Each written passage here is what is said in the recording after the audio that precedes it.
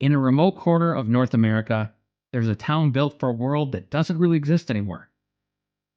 A town with an airport bigger than its population, a relic of a time gone by. For decades, its massive runways sat mostly quiet, a monument to an era where planes needed a stepping stone to cross the Atlantic. Gander, Newfoundland was a place that history seemed to have forgotten. But on one of the world's darkest days, as chaos rained from the sky, and thousands of planes were ordered out of the air immediately, this forgotten town was about to have its most important day. This is the story of why 38 of those planes, carrying thousands of terrified strangers, were forced to land in this tiny town, and how it changed everyone forever.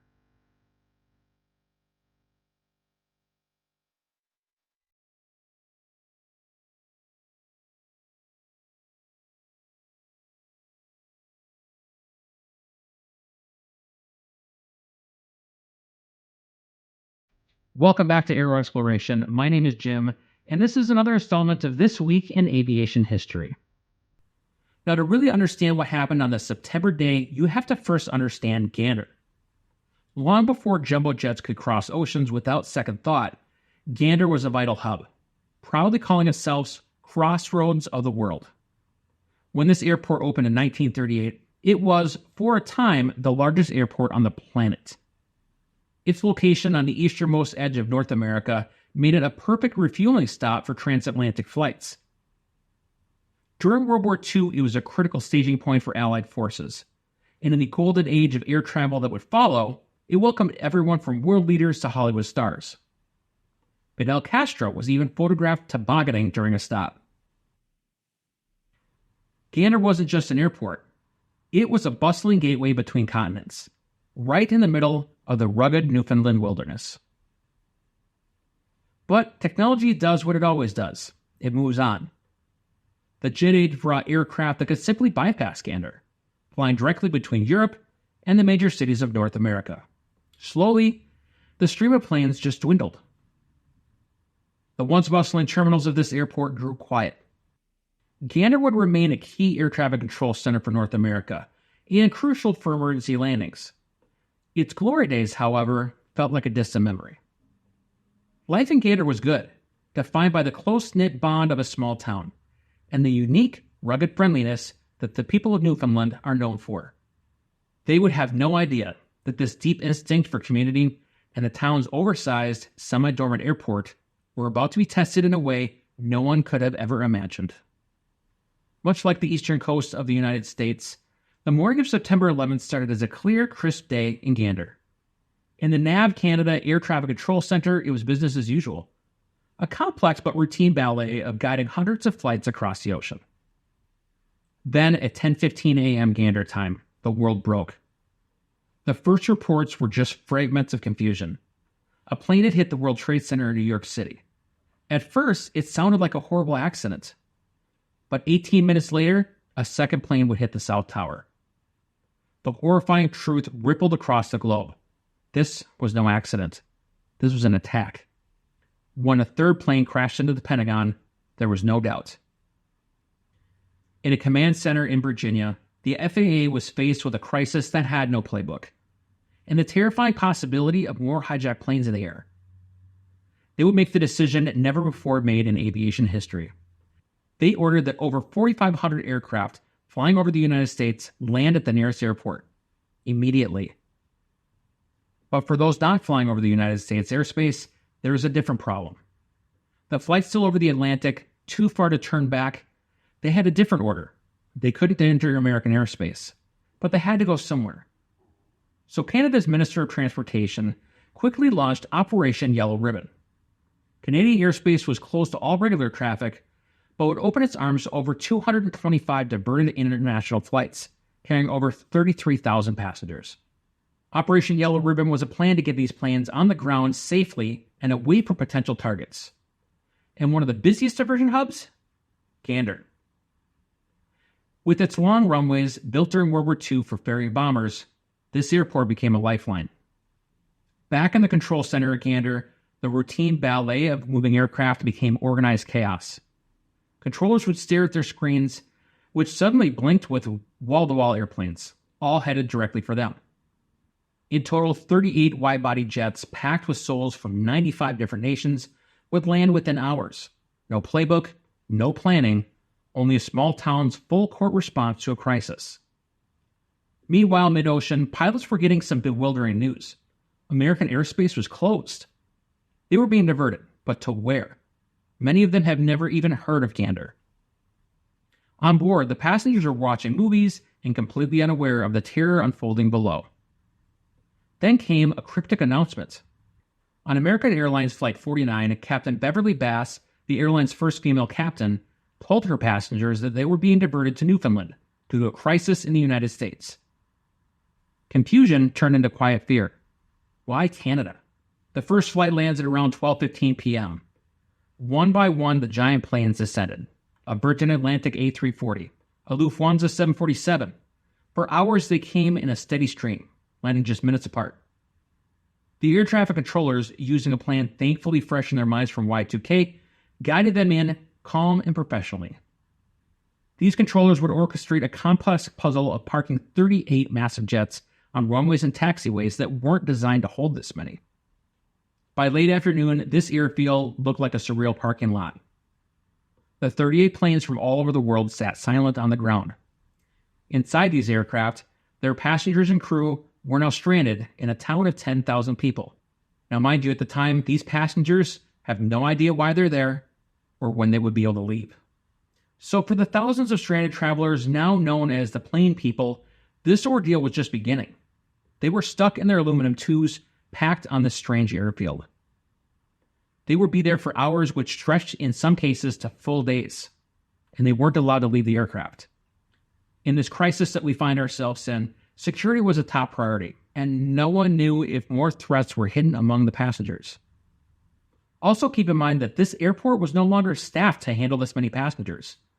So while there is a lacking of adequate security and customs officials to handle this influx of aircraft, personnel then had to be flown in from other parts of Canada to deal with the crisis.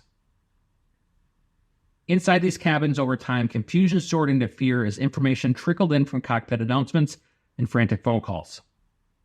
One specific passenger, Jacqueline Pinto, was flying home to New York. She would learn the details of the attack through these announcements, and her shock grew with every new detail. Rumors flew, and the air would grow stale on the aircraft, and food and water were being rationed. But while these plane people waited in uncertainty, the people of Gander were already moving. The moment the Gander Mayor Claude Elliott got the call, he knew his town faced an insane challenge. Gander only had about 500 hotel rooms, not nearly enough for the 6,600 new arrivals.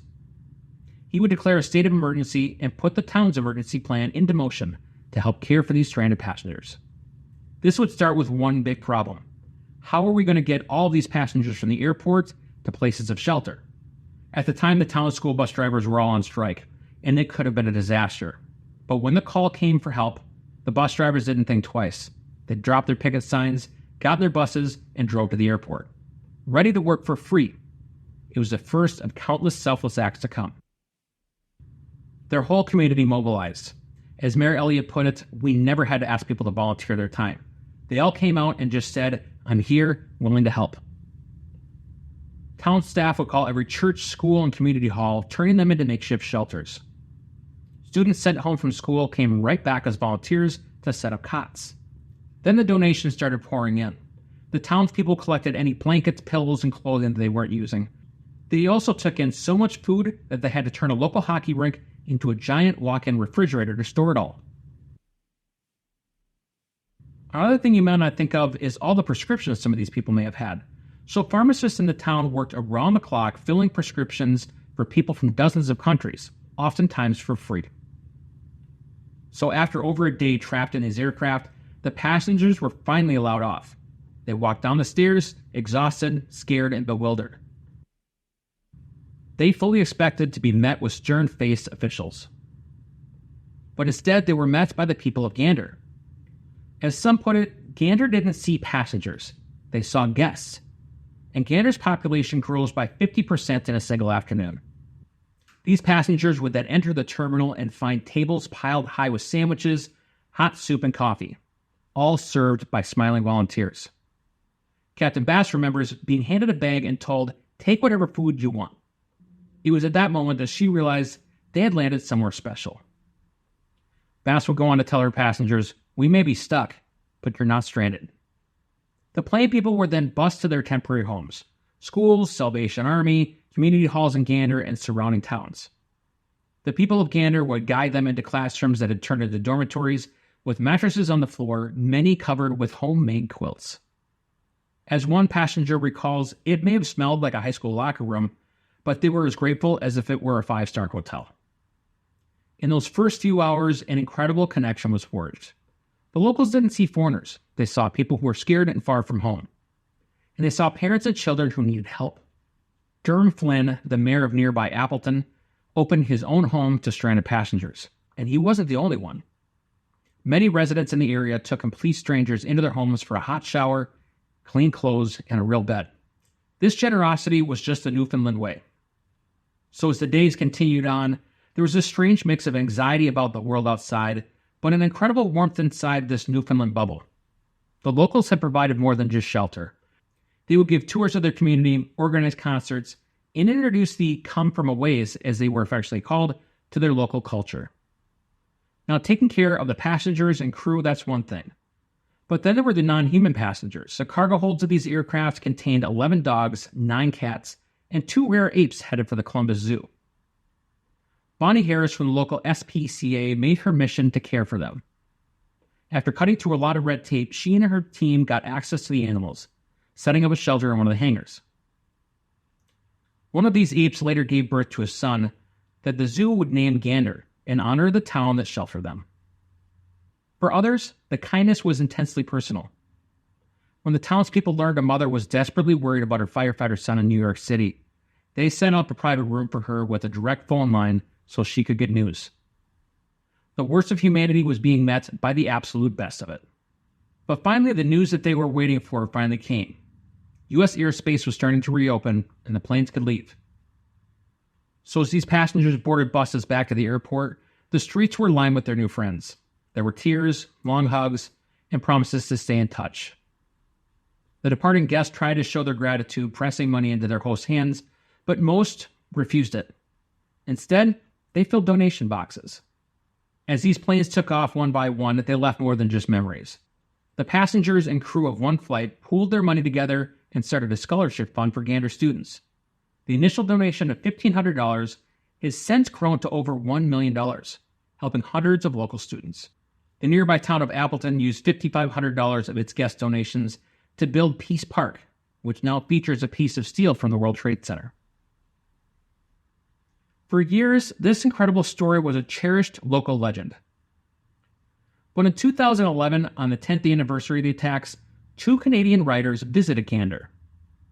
They interviewed locals and the returning plane people looking for a story. And what they found was a wellspring of humanity. Now, from those interviews, they crafted a musical called Come From Away. The show, with a cast playing both locals and plane people, brilliantly captured the whirlwind of those 5 days. It tells the real stories of Captain Beverly Bass and Mayor Claude Elliott.